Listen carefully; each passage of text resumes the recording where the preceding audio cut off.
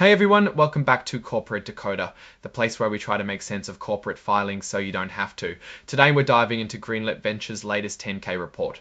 It's a bit of a wild ride filled with name changes, encryption ventures, and some serious money struggles, so buckle up. This is Greenlit Ventures' annual report, basically a yearly checkup on how the company is doing.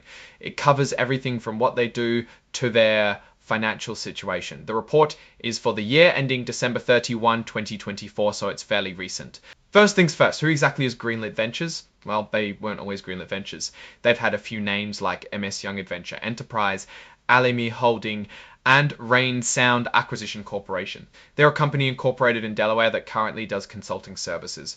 Over the years, they've changed direction, including entering the encryption industry. They've been keeping up with their filing requirements, which is good. This means they're submitting their reports to the SEC on time. Right now, they don't have any big disagreements with regulators or anything like that. Greenlit Ventures describes itself as a marketing and management consulting company. They provide advice to companies in Asia, helping them compete in the international market. They offer business planning, consulting, mergers and acquisitions advising, and marketing services. More recently, they got into the encryption industry. In 2021, they launched 4Shield Mail, a secure email service, and 4Shield VPN, an encrypted VPN service. They hope to tap into the growing demand for digital privacy. Like many early-stage companies, Greenlit faces risks. They expect to lose money in the short term and need to generate revenue or find more financing. There's no guarantee they'll get enough customers to make enough money to stay afloat. One of the biggest challenges is securing enough capital to operate and pay service providers. They also need to implement effective sales and marketing strategies. The report also mentions the COVID-19 pandemic. Global health concerns and government responses can impact their ability to do business. This could negatively affect their results and their ability to get things done. The management consulting industry is super competitive. Greenlit competes with lots of other firms, including larger national and international firms that might have more money and resources. They also face competition in the encryption industry from major players like Trend Micro and Cisco. As of March 26, 2025, they only have one employee, Fuyong Nan, who is the CEO and CFO. There were no unresolved issues with the SEC staff. The company doesn't own or lease any properties. Currently, the company isn't involved in any legal proceedings. As of March 26, 2025, they have issued 4,082,479 shares of common stock to 4 record holders. They have not paid any dividends and don't plan to anytime soon. As a smaller reporting company, they don't have to provide a detailed financial summary here. The report contains a lot of forward-looking statements. These are basically educated guesses about the future. The company also says that they might be wrong and not to rely on them. There are various factors that could cause their results to differ, including the COVID pandemic, economic conditions, and their ability to find customers. The company recognizes it needs capital and acknowledges if those needs are not met and we are unable to obtain adequate capital, we could be forced to cease operations. Now let's look at the financials. The company incurred a net loss of $227,487 for the year ending December 31, 2024, compared to $63,589 the year before.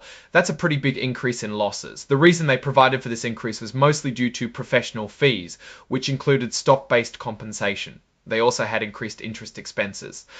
In 2024, they had $175,000 in stock-based compensation, which is from issuing stock to the director of the company for services. They have no cash or assets. Their current liabilities, which are debts they need to pay within a year, increased from $13,631 to $25,600. He's $41 to $25,625 of the company. During the year ended December 31, 2024 and 2023, the company issued promissory notes of $0 and $53,679 to an unaffiliated party for payment for operation expenses on behalf of the company, respectively. They're not generating positive cash flow from their operations, which isn't great. During 2024, net cash used in operating activities was $0 compared to $0 used during the year ended December 31, 2023. There were some non-cash activities, including promissory notes getting replaced by convertible notes and operating expenses paid by unaffiliated parties. The auditors considered the related party transactions with the CEO as a critical audit matter.